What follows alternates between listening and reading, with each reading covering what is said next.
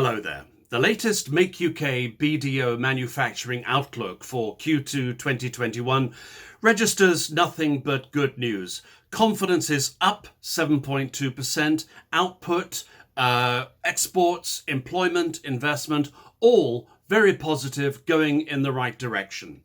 I'm joined by James Brougham, Senior Economist at Make UK, who is in charge of the report and produced it. James Brougham, obviously this is very good news for UK manufacturing, but to what extent are we witnessing something of a rubber band effect, that we're coming back from a pretty low place? That's exactly right, Nick. Despite us this quarter posting our highest ever output figures ever recorded in Manufacturing Outlook's research history, just 4 quarters ago, we were presenting Manufacturing Outlook's lowest ever output figures. And that's just within the space of 4 quarters. We've now had 2 records. So it's quite a significant rubber band effect. I'd also like to mention that depth of negativity of the balance figures we recorded in the second quarter last year were actually more severely negative than the positivity, the record-breaking positivity that we're recording now. Now, obviously, confidence is good out there in the sector. To what extent do you think that this is the start of the real upward trend and not a blip? I think we can be quite confident that this is the recovery for the manufacturing sector outside, beyond the COVID-induced suppression of the sector that we've seen over the past year and a half. We do need to be cautious in terms of managing that recovery and keeping it sustainable, especially with these pressures that are mounting now around input cost pressures, supply chain disruption. But we can all be fairly confident now that given a first quarter of green shoots, that's now sustained into the second quarter. And critically, as you mentioned, Nick, that confidence is now very high for the third quarter. Barring some otherworldly pressures, we would be fairly confident that the manufacturing sector in the UK is now well on its road to at least starting to make up that lost output and lost value that it lost during the height of the pandemic.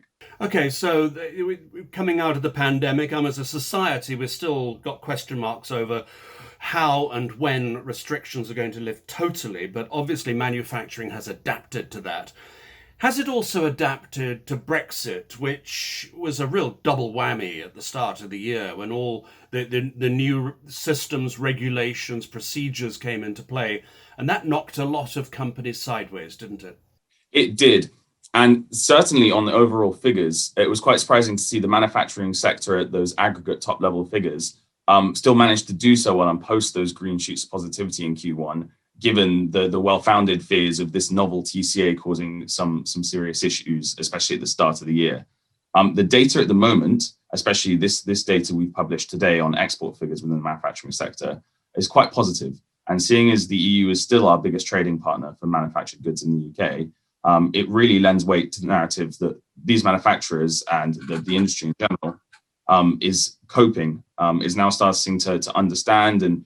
And while these pressures still remain, both supply side and also issues with customers and partners over in the EU with paperwork and proper certification, those problems are now allaying somewhat because we're now seeing those figures turn into positivity for exports, which is what we did not see in the first quarter when straight at the inception of that TCA, we saw a fair amount of negativity in exports. And actually, with all our manufacturing outlook metrics, we saw strong growth or aim for growth, except in export orders, because that was a direct effect of the struggle with the TCA really pulling down that export performance in the first quarter.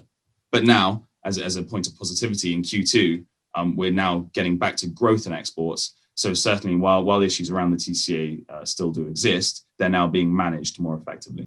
In terms of various parts of the manufacturing sector, clearly some actually did rather well during the last 12 months and others were knocked sideways, as I said.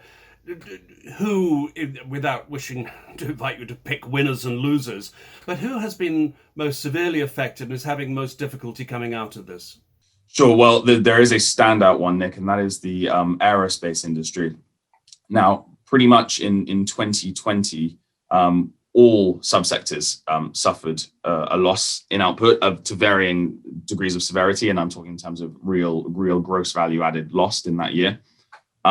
Certain subsectors, and a standout and a largely unsurprising one, and the only subsector to post growth for that year is that of the pharmaceutical subsector. Others, which dropped quite severely, include the automotive and aerospace subsectors. Now, for 2021, the automotive sector is set to make up quite a lot and almost all of that lost ground in terms of value add output in 2021. However, the same cannot be said for the aerospace industry, which, despite having declined approximately the same as the automotive industry by approximately 23 to 24% in terms of value output, it's not set to make that up. In fact, it's set to decline just a little bit further. So the recovery in the aerospace industry, it is very likely to come, but that's far more aligned when international travel and the global movement of peoples again becomes normalized, that business travel comes back, the holiday making comes back, and particularly with the struggles within the commercial aerospace sector, so commercial airline and those that work amongst the supply chains there, will be waiting a little longer for their recovery to start in earnest. I'm surprised to hear you say that automotive is doing so well, given that we've seen production line closures due to a shortage of semiconductors on a global scale.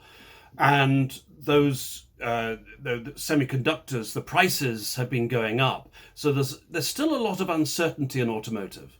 Certainly there is. And exactly, if we learn anything from last year, with the shutdowns and also the fragility of these supply chains, and particularly within these production lines where there are no alternatives or no realistically sourceable alternatives to certain components. And then you compound the issues, as you mentioned, Nick, with the semiconductor shortages and various other shortages, such as in grades of steel and plastic components. It's certainly the most jeopardized trajectory. However, it's a ceteris paribus, assuming that nothing else that really changes in terms of assuming there isn't another critical supply chain failure. And if production continues, then it is set to make up that value that it lost. However, it's quite possible that it won't. And as you detail, it's more susceptible to sudden shutdowns if critical parts of the manufacturing process are missing, and perhaps more so exposed to that sort of issue than other subsectors. James, given that manufacturing is coming out of two very, very significant challenges to its health, has it emerged different? I mean, is it healthier, wiser, smarter than it was before going into it? In other words, have we learned lessons from the crises of COVID and Brexit? I think it would certainly be premature for me to conclude on that matter. But what I will say, I think we're fairly confident that it has, and certainly around resilience is a word we're looking at and focusing on, and really in terms of the resilience in the labor force within manufacturing, the resilience to sudden shocks in demand output, and also the resilience and business acumen that the manufacturing industry overall has learned with dealing with a crisis. And many of these businesses perhaps have not been around and gone through an economic crisis of quite of this scale. It's certainly in the second quarter, while we're still in the recovery, the confidence is very high. So we would hope that manufacturers themselves are really quite confident that in come the third quarter of the year, the fourth quarter of the year, and looking right in the way into 2022, they see their businesses growing back and at pace. And actually, it's worth mentioning that this is the first time since I've been taking care of Manufacturing Outlook that we've posted a higher growth expectation for the manufacturing sector than the overall UK GDP growth forecast. So that's been upgraded to 7.8%, the manufacturing GDP output for the year. And that's been upgraded from about 2.6% last quarter. And that really stems from the speed at which the manufacturing sector has got back to business. And during the end of last year, towards the end of last year, we saw this recovery coming more in the third quarter and the fourth quarter of this year. But now it's really paced up in the first and second quarter. And exactly as you mentioned, Nick, we thought there was going to be a lot more of a damping effect to the manufacturing sector's recovery due to those issues around Brexit, due to the ongoing COVID issues, and then also quite a lot of supply chain shortages and difficulty. But nonetheless, the sector is ploughing through all those challenges. Well, long may it continue. James Brougham from Make UK, thank you very much indeed for being with us. This has been a special report from Manufacturing TV. I'm Nick Peters. I'll see you again soon.